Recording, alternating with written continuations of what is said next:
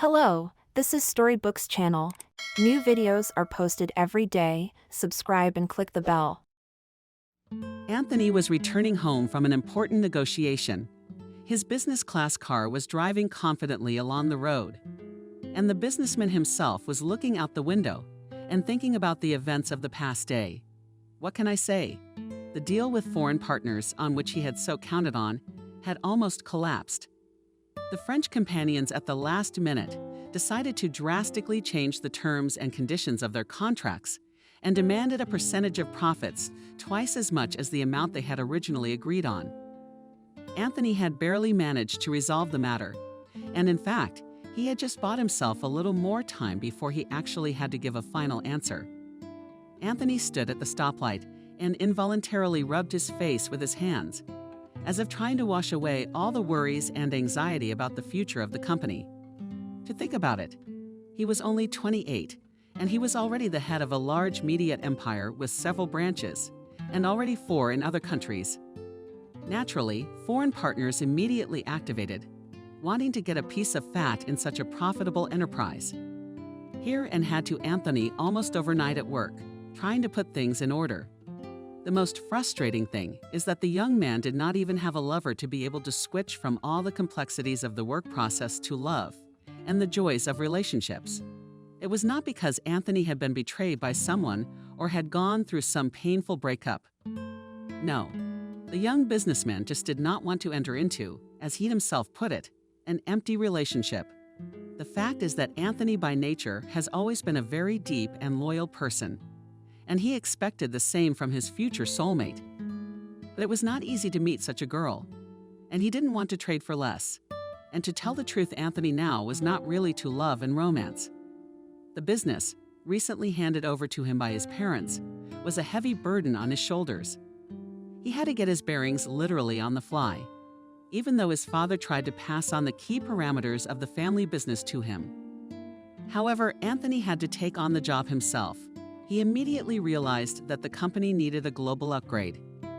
Much of what he practiced in his business, Robert has simply outdated and required a complete revision of the basic concept of management and the conduct of all internal processes of the company.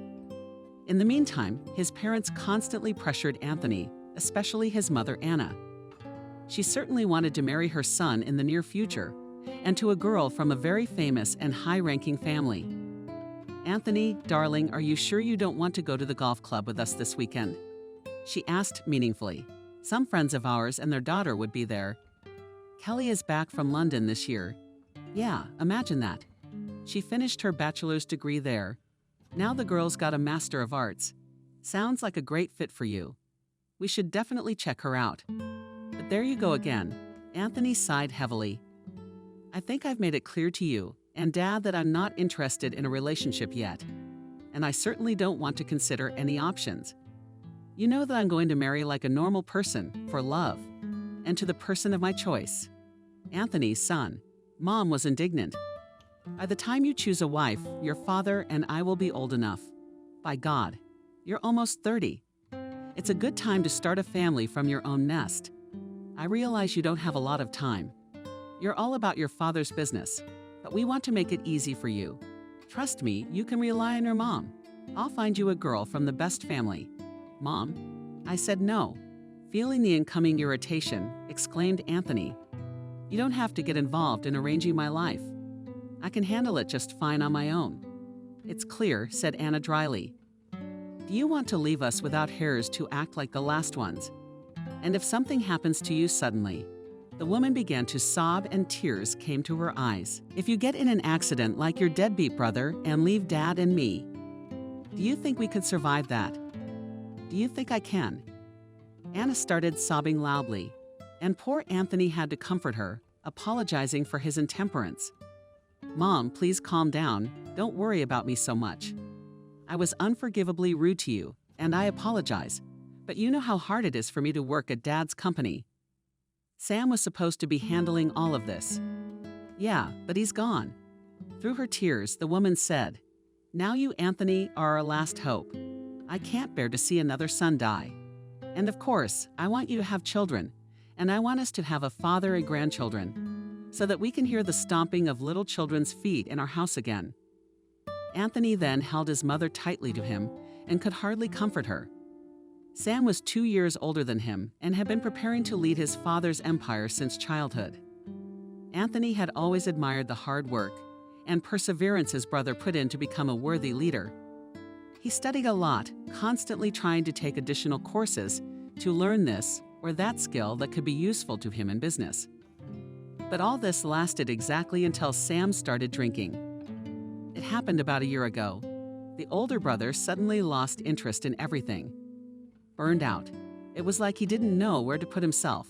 When asked by his parents, Sam answered evasively, saying that the vector of his interest in life had changed. But in what direction had it changed? He didn't specify. Instead, his brother would lock himself in their home library with a bottle of whiskey and stay there for hours, consuming one glass of liquor after another. Anthony still held himself responsible for his brother's death. Maybe if they had sounded the alarm sooner, if they had thought about how to help him, Sam would be alive now. Anthony instead tried to stay away from his brother, thinking that he was having some kind of identity crisis and that he was old enough and self-sufficient enough to handle it on his own.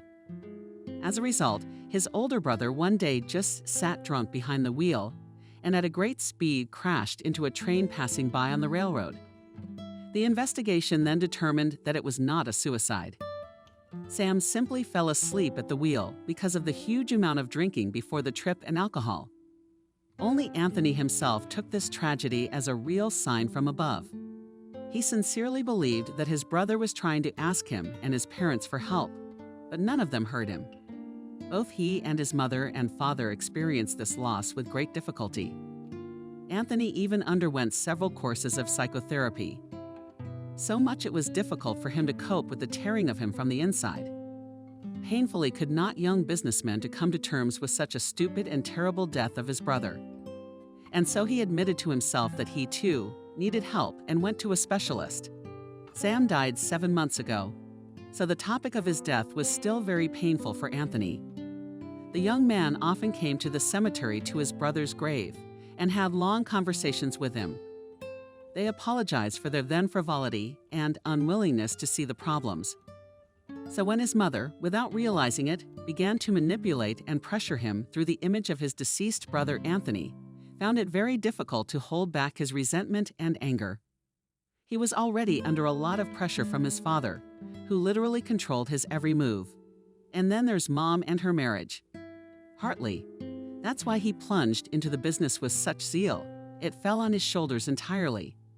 When Sam was alive, Anthony never thought of becoming the head of his father's company. The guy dreamed of linking his life with art. The current businessman planned to open his own art gallery in the city and exhibit their young and promising artists, whose talent in the future could decorate the living room or lobby of the house of a famous person. Anna and Robert used to make fun of their youngest son for it. "Oh, Anthony, you're not like us in that way," his father used to tell him. "You'd be better off taking after your brother. Sam's already running the branch. He's getting into our business in a big way. You're just playing with pictures. Maybe it's for the best." My son objected with a smile. "We already have one businessman brother in our family. There will be another brother, a well-known gallerist in the whole city. My dad doesn't want me to get involved in all this media stuff." "Oh, you shouldn't say that, son," my mother answered instead of Robert. "We live in such a world now where you can't live without a solid business. What will you do with these paintings if no one buys them? You could have put your skills to much better use at your father's firm. What's the point? We paid so much money to train you." Anthony clenched his teeth, but didn't answer his mother. He was unable to explain to them his attraction to painting rather than to documents and endless financial reports. But one way or another he had to take over from Sam. And now he was learning the basics of management every day, applying his creative skills for the good of the family business. They can't get Sam back, no matter how painful and hurtful it was. Anthony himself and his parents were not spared. As for marriage, he made it clear to his father and mother that he would not be in a hurry. "When the time comes, I will meet my true love, the girl with whom I want to tie my life," Anthony told his parents. "You will be the first to know." He was still sitting behind the wheel of his car, and looking at the summer sun coming over the horizon. Through the open window, a warm breeze blew into the car, which brought the young man out of his reverie. The businessman was just passing over a wide automobile bridge that sprawled over a small river, when he saw something strange. It seemed that there was someone in the water, because the water surface was somehow unnaturally drooping. And looking around, he noticed that none of the motorists were stopping. So Anthony slowed down at the curb and walked to the railing of the bridge. After a closer look, the young businessman realized that he was not mistaken. In the water, a few meters below him, a young girl was desperately fighting the current. Anthony cursed to himself and, without thinking for a long time, threw off his shoes and jacket, then dived after the unfortunate girl into the river. The water was murky, but the man quickly found the stranger going to the bottom, picking her up with one hand under her armpits with the other. Anthony began desperately paddling to dive from the drown to the surface. The latter was not so easy, for the current that the girl was trying to overcome was indeed so strong that it almost carried the businessman in the opposite direction. Anthony almost lost his orientation himself, but since he had practiced a lot at school in the swim team, he was still able to cope with the water element and safer. When they managed to get ashore with great difficulty, the girl recovered a little and looked at her savior with gratitude. She slowly rose to her feet. Her clothes were soaked through, but she still managed to give the businessman a weak smile. "Thank you." Stammering, she said, "If it weren't for you, Kevin and I would have been lost." The businessman, who was trying to catch his breath, looked on in mute amazement. "To Kevin?" he asked in an uncomprehending tone. "Kevin who?" Anthony thought at first that the poor man had lost his mind from the stress. But at that moment he noticed how she clasped her hands to her chest. Only now, in the middle of the deserted shore under the bridge, a low, pitiful squeak sounded. And Anthony saw in the hands of the stranger a tiny puppy of about a month old. "So you went into the water for that?" Without remembering himself from indignation, exclaimed Anthony. Did you jump for the puppy?" "Yeah," I nodded. The girl was shivering from the cold. "Some asshole threw him in the water right in front of me." Just pulling it out of the bag, the memory brought her to tears. Only then Anthony noticed the girl's round belly protruding from under her wet clothes. She was pregnant, and it seemed to be quite a long time. "No, are you out of your mind?" shouted at her, being shocked by the businessman. "Are you sick of living? What if all three of you had drowned? Okay, you don't think about yourself, but the child is yours." And the unfortunate one modestly lowered her big, light blue eyes and continued to press her and stroking, whimpering with fear and cold. A puppy. She herself was pale as the first snow. Notice how the girl's lips began to skim. Anthony understood. She was on the verge herself. It was impossible to get anything out of her in this state. So Anthony decided to take her to his villa so that she could warm up and come to her senses. "What's your name?" he asked. The girl raised her angelic eyes at him again. "Molly, Molly." She responded to the altercation exactly as she had in high school. "All right, Molly," Anthony sighed. "Let's get in my car. I'll take you to my place with hot tea for the train. You can rest there and see what you want to do next." She nodded briefly and got into the car.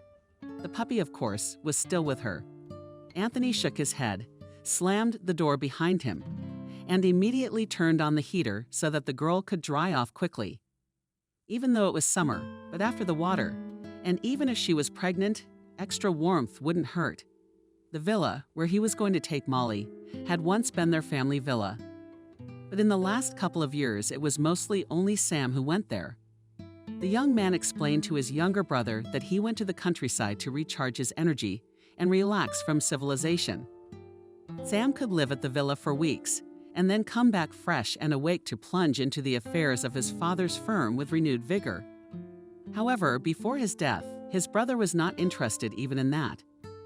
After Sam's departure, the villa passed to Anthony, and he sometimes visited it in memory of his brother. Mother and father could not bring themselves to go there. They had too many memories of the place and Sam's childhood. Besides, Anthony knew perfectly well he couldn't bring Molly back to his house. Her parents just wouldn't understand. The poorly dressed girl was soaking wet, cradling a street puppy, and she was 8 months pregnant. It's easy to imagine the horrible picture that would have immediately formed in their minds. Anthony and Molly barely spoke a word during the entire ride. Molly was mostly silent and demure. Anthony kept his eyes on the road as it began to darken rapidly. Out of the corner of his eye, he still glanced at the girl from time to time. Beautiful, fragile, with a mop of fluffy, light brown new hair. Molly could have been a true lady if it weren't for her poor clothes, clearly bought secondhand. That and her excessive poverty and thinness. Molly, if not a girl, certainly not a rich girl. Molly, as the businessman realized from their short conversation, was brought up in an orphanage and was left to herself. For most of her own life, she had no relatives. And when asked if she had a husband or fiancé, she would not answer at all. "I'm not comfortable with this topic, I'm sorry," she explained to Anthony. The man did not insist and left the girl alone. When they reached the cottage, something strange happened. At the sight of the house, Molly looked at Anthony with surprise, but did not say anything aloud. The businessman thought that she had simply never seen such large country houses. So I just nodded, trying to fumble in my pocket for the keys to the front door. "What the hell is this?" He mumbled to himself, patting all his pockets. "Where could I have put it? Did you lose something?" The girl asked politely. "Yes, I lost my key." It seems that when he was diving for you in the river, Anthony remembered exactly that the key was in the breast pocket of his shirt. He always carried it there in case he needed to stop by the villa. Finally dejected, he shook his head. "It can't be helped. Guess I'll have to climb through the window after all." Molly followed her savior closely. But when he was about to knock out a small window on the first floor, the girl leading to the storeroom stopped the businessman. "Anthony, there's no need. Let me open it with my key." After that, Molly shifted the puppy on the opposite shoulder that only a thin squeak, but in his sleep, and pulled out of his sinus a thin cord, on which was exactly the same key as the owner of the house. It was not a duplicate or a hastily made fake. Anthony was ready to swear. It was a genuine key. Molly turned it in the keyhole exactly 3 times, and then there was a smooth click and the door opened. "What the hell is this?" From the preamble, she was shocked. "Anthony, where did you get that key?"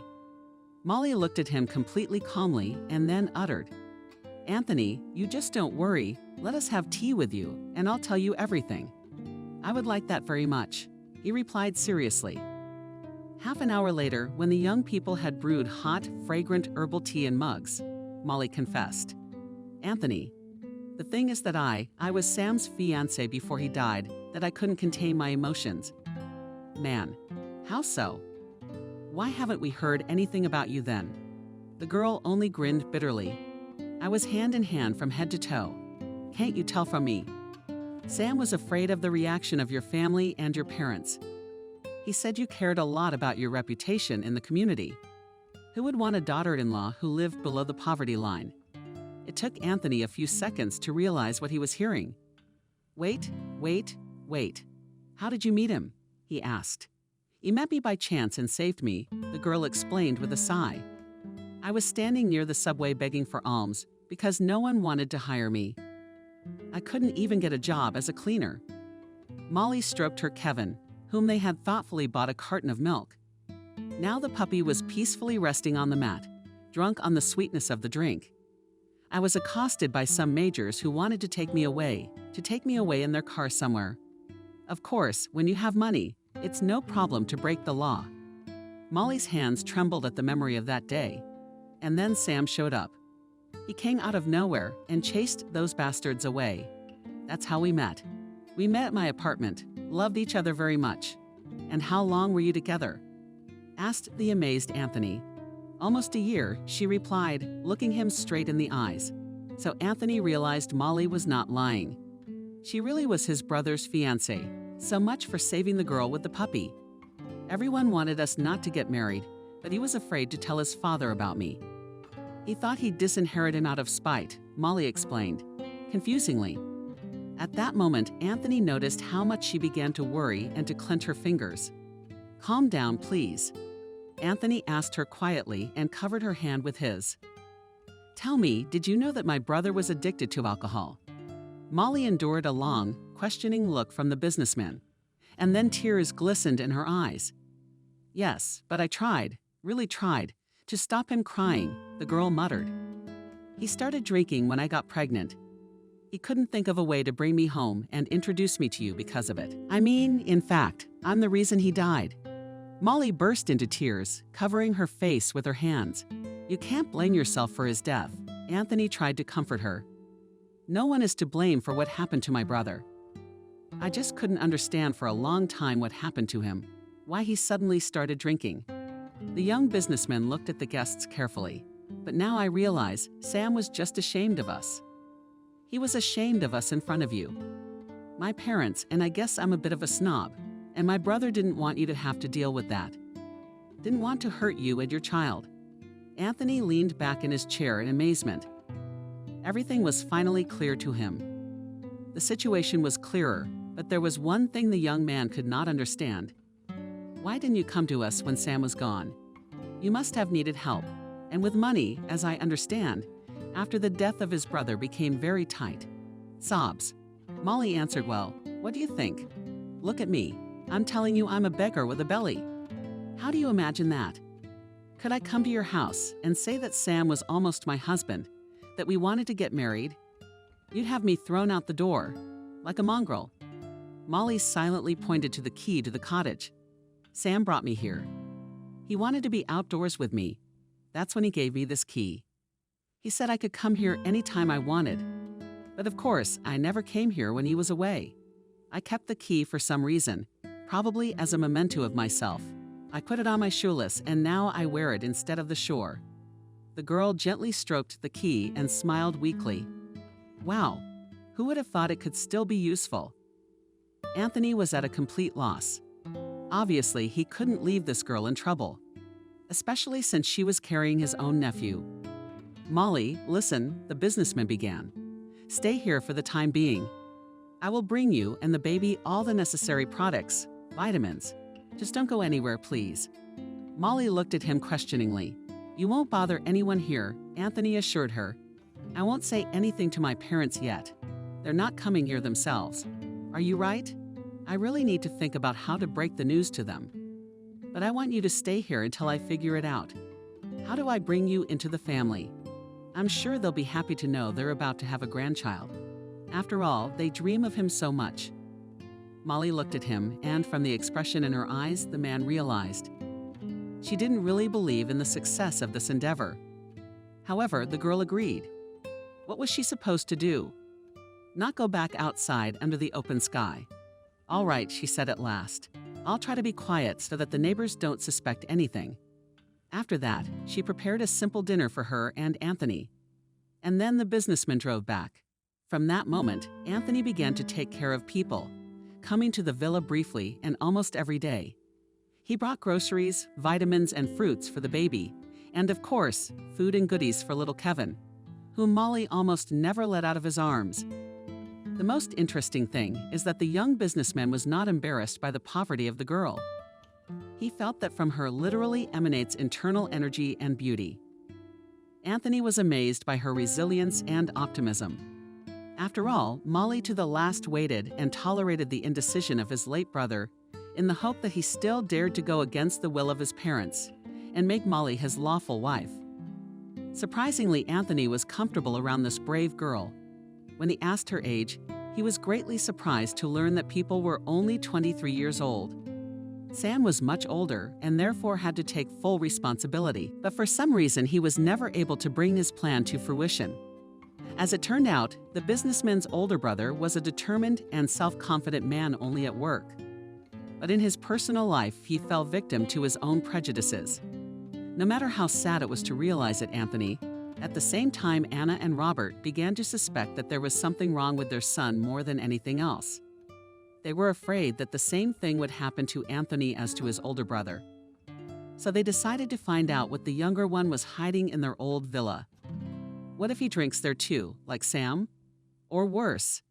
Asked sobbing spouse Anna. Doesn't sound like it, does it? Robert shook his head, and Anthony wouldn't behave like that. He even consulted a psychologist about it. He hasn't been able to stand alcohol since his brother's death. I don't know what's going on. The wife exclaimed. Today he doesn't drink, and tomorrow he'll go there. So what? No, let's go there. My heart feels like we're in for a nasty surprise. Done and done. After following their son once again, the parents went to the villa just as Anthony had left Molly and the others. Upon reaching the place, the rich people witnessed a very strange and incomprehensible picture. A pregnant girl, looking very much like a beggar, was sitting on the porch and gnawing on an apple. In addition, at her feet there was a flea-eyed mutt. Very interesting. Coming out of the shadows, said Anna. And what are we doing here? In someone else's house. And Anthony's mother's voice was quiet. But it was the calm before the storm. With each successive word, the thunder in her intonation grew, risking to turn into a real shriek. Why is there a little piece of paper sleeping in my house? Who gave you the keys, Anthony? Confess right now, sneaky. Your Anna eyes blazed with righteous anger, and not even Robert could stop her. You've got it all wrong. Molly tried to explain the situation to them. Anthony let me stay here. I'm pregnant with your eldest son, Sam. Molly's voice trembled, but she found the strength to tell the truth. However, Anna's face contorted with a grimace of terrible anger. What? What did you dare to say? Bitch? How dare you bring my boy into your fornication? Yes, Sam would never mess with a lowlife like you at all. You have no conscience. Anna, why are you so excited? The old businessman tried to pacify his wife. Young lady, you should really leave this house. The man looked expressively at Molly.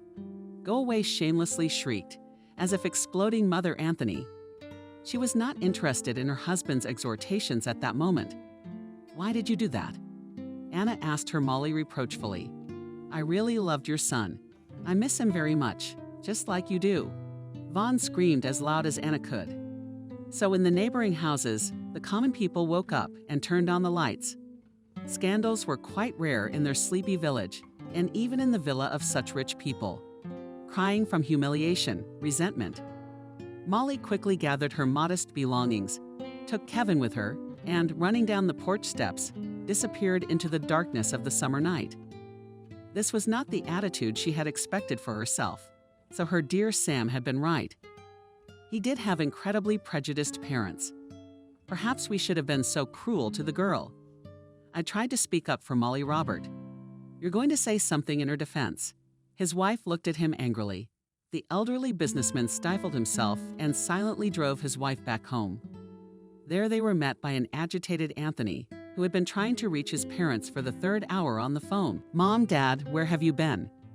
I've already lost you. The son looked at them in bewilderment, while they were taking off their shoes in the hallway.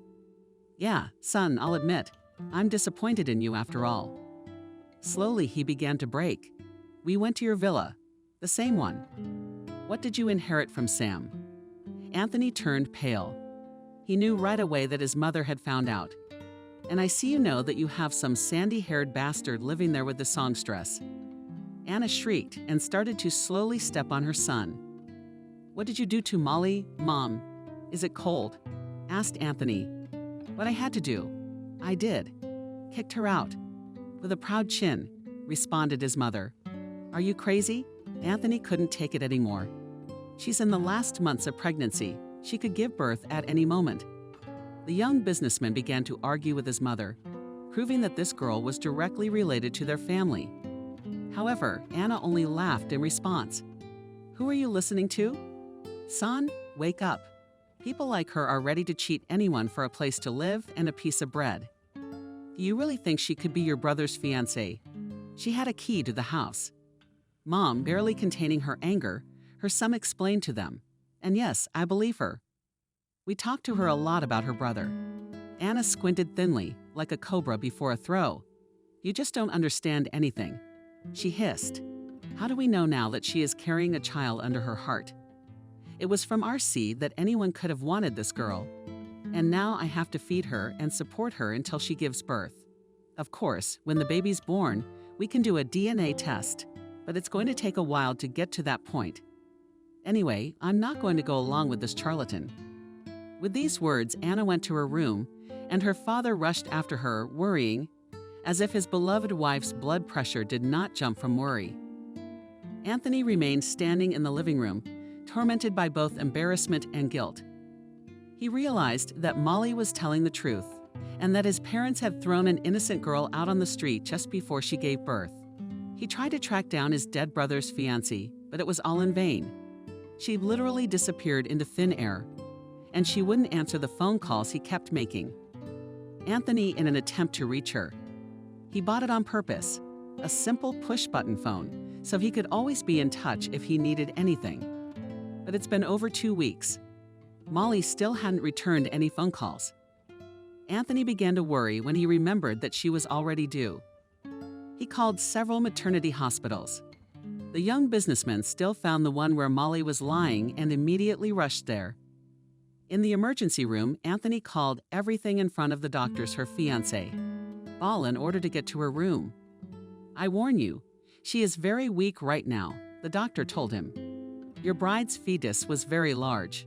The woman in labor, on the other hand, is quite strong. She is very narrow, so we had to do a C-section. Molly lost a lot of blood, but fortunately she and the baby are out of danger now." At these words, Anthony was immediately relieved. Thanking the doctor, the businessman went to Molly. She was lying on the bed, very pale, paler than in their first meeting with Anthony.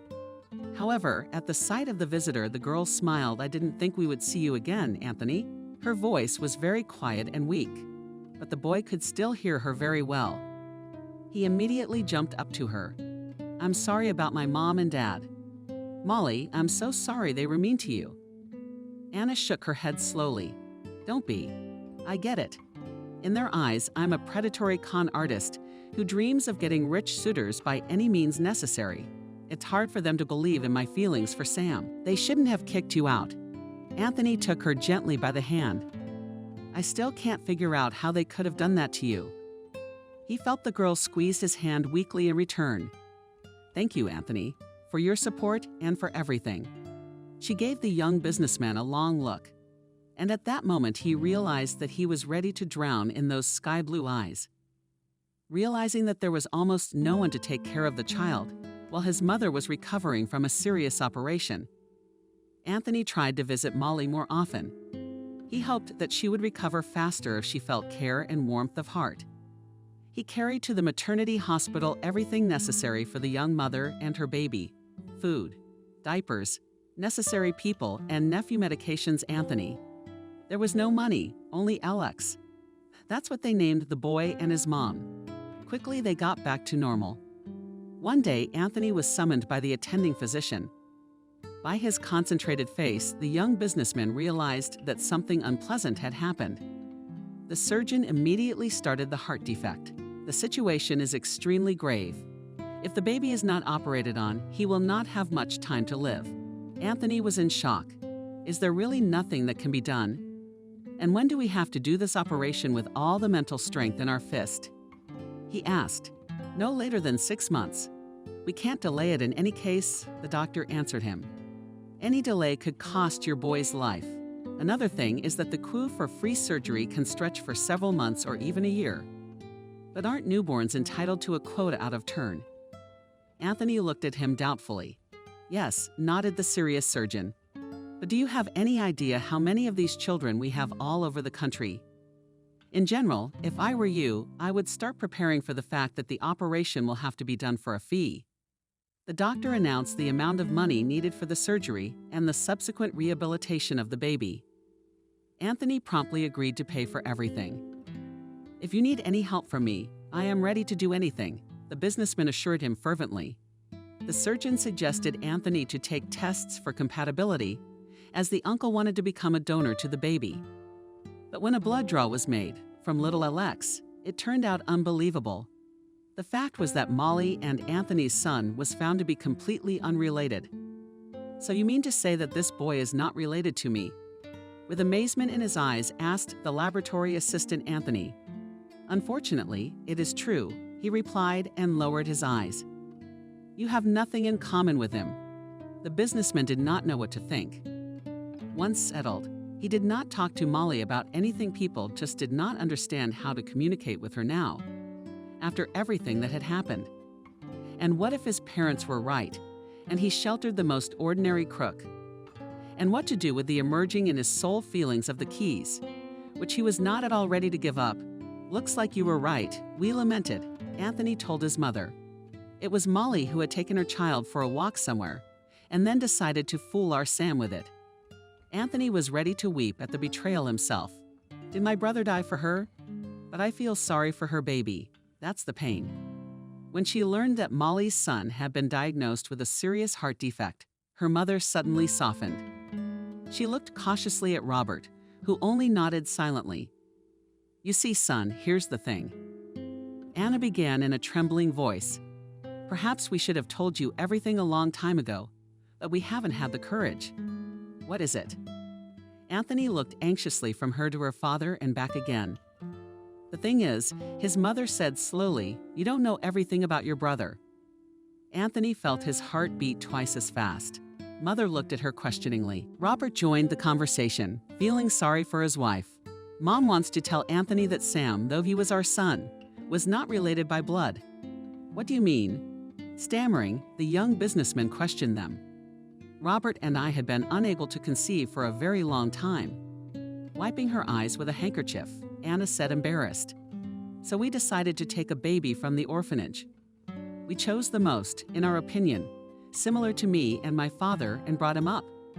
We loved Sam as if he were our own. I swear," clasped my mother's hands to my chest. "And then 2 years later, we had you. But we never felt the difference between you." Father hastened to add, "You were both loved by me and Anna in exactly the same way. Now you know the whole truth." Anthony felt that the air in the room where they were sitting suddenly ended abruptly. He had nothing to say to that, except to wonder how they could have kept the fact that Sam was their adopted son from him for so many years. "Sam had asked us to, too," Robert explained. "He didn't want you to think of him as an extra person in the family. You were teenagers then, and he was very worried about that extra person." My son couldn't believe his ears. "Yeah, I adored him, always admired him. And I couldn't have cared less whether he was my own or not."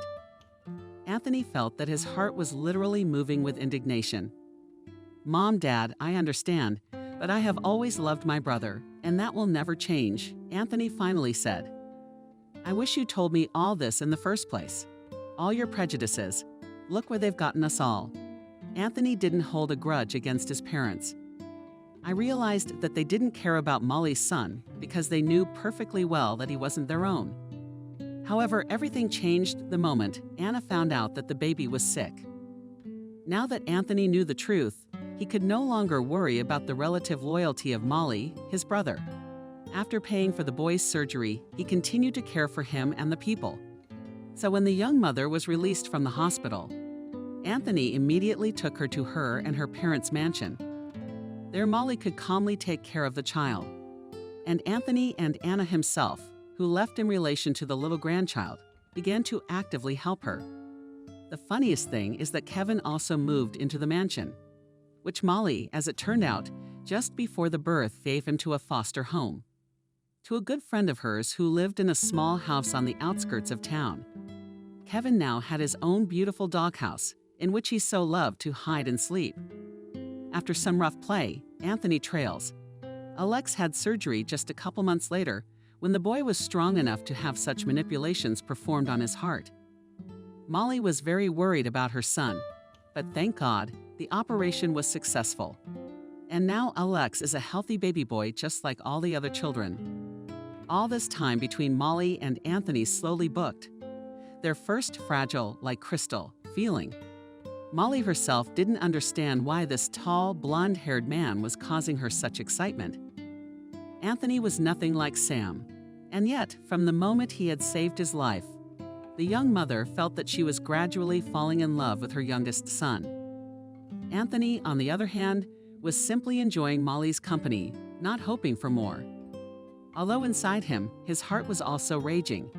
For the first time, he realized that Molly was the one he wanted to tie his life to. It took a few more months before Anthony decided to ask Molly out on their first real date. He was very nervous and acted like a boy in love, not knowing where to take her. Anthony did suggest a movie. God, I probably haven't been happy there in 100 years. Molly answered him with a laugh and gratefully accepted the bouquet of beautiful white roses that Anthony had prepared for her. If you like it, I swear we'll go there every week, he assured her fervently. The date went just fine. And at the end of the evening, the young people did not hold back their feelings and finally joined in a tender and passionate kiss. Both had not waited too long for this, so they decided that they would no longer put their lives on hold, but would begin to love and feel again here and now. Another 6 months later, they had a beautiful, lavish wedding. Little Alex, sitting in his grandmother's arms, admired his beautiful mother, who on that day seemed to be the happiest woman in the world. Anthony had never seen Molly so radiant and healthy. Needless to say, her painful poverty and thinness had all but disappeared by then, and she had transformed herself from a poor, battered girl into a charming, slender lady. Molly easily coped with the role of mistress of the house and at social work, where she sometimes had to go out with her husband. Looked and behaved so dignified that unwillingly made Anthony's parents proud of themselves. The latter circumstance only intensified. After another year, a strange event occurred. It happened on Christmas Eve. Molly received a very unusual letter in which a certain couple asked her for a personal meeting. She knew her husband had a lot of competitors in the business, and going to unknown people alone could be very imprudent and dangerous. Having told everything to her husband, she asked him to go to the meeting with her. Of course, we will go to them this weekend, her husband calmly agreed. When they arrived at the most fashionable hotel in the city, they were met in the lobby and escorted to a suite. There, Molly and her husband were already waiting for a beautiful older couple. They greeted her with hugs and tears, and immediately told her who she really was. How can it be that you, my mom and dad? Looking at them perplexed, the woman asked. I grew up in an orphanage and don't remember anything until I was 5 years old. The old lady, whose name was Kate, just wiped tears from the corners of her eyes. That's the thing, honey. You lived with us until you were 3, shaking her head, she said. We were the happiest family. We had such a great business. And then they decided, Molly, Nick's father added. Those racketeers. They tried to take the business away from you. Anthony asked worriedly. That's right, replied the elderly businessman. We owned a large jewelry factory, including the manufacture of products made of amber. You see, amber at that time was truly a deadly stone. Any business where it appeared automatically became bloody. Unfortunately, we were so naive and thought that we would not be affected, the business lady continued. We thought that the law would be on our side, that we would be protected. But in the end, we had to defend ourselves from the law. Nick finished for his wife with a bitter smile. We had to run, but it was very dangerous. If we had taken Molly with us. So we decided to leave her here, entrusting her to a nanny. We didn't think we would have to hide for so long. Molly looked at her parents with sadness. Why didn't you take me? We couldn't find you, her mother exclaimed. The nanny herself had to hide for a long time. The criminals tried to get on her trail to take you away. They wanted to blackmail you and me, but they did. That poor woman found no better option but to give herself up to an orphanage. Her husband finished with bitterness in his voice. Your footprints were lost. And not only the bandits couldn't find you, but we couldn't find you either, Kate said, touching her daughter's face with tenderness. But now, if you let us, we will at least observe your life from afar. We only knew you were alive because of your wedding, Molly's father added. When we saw your photos, we immediately realized this is a happy girl. That's our daughter in the picture. You are a copy of the picture when you were young. Molly looked at her parents with love and understanding. Don't you need to watch me from afar? I want us to be close to each other now, Molly said. I've missed so many happy years without you, and now I'm going to make up for it. They hugged, and all 4 of them, including Anthony, shed a lot of tears. Happiness, as it turned out, later on. Molly is the sole heiress of a huge and very rich jewelry house, part of her fortune and her business. The Bulgarian spouses managed to keep it, and now wanted to join their only daughter and heiress. Of course, Molly agreed to be a part of this endeavor. But first, she had to get the necessary education. Anna, upon learning who her daughter-in-law really was, became wildly excited and assured her that she would help her with the baby. While Molly will be trained, because, as it turned out, she and Anthony are of the same status, which means that their family has not only lost nothing, but also gained a very valuable asset in the form of Molly and her diamond empire.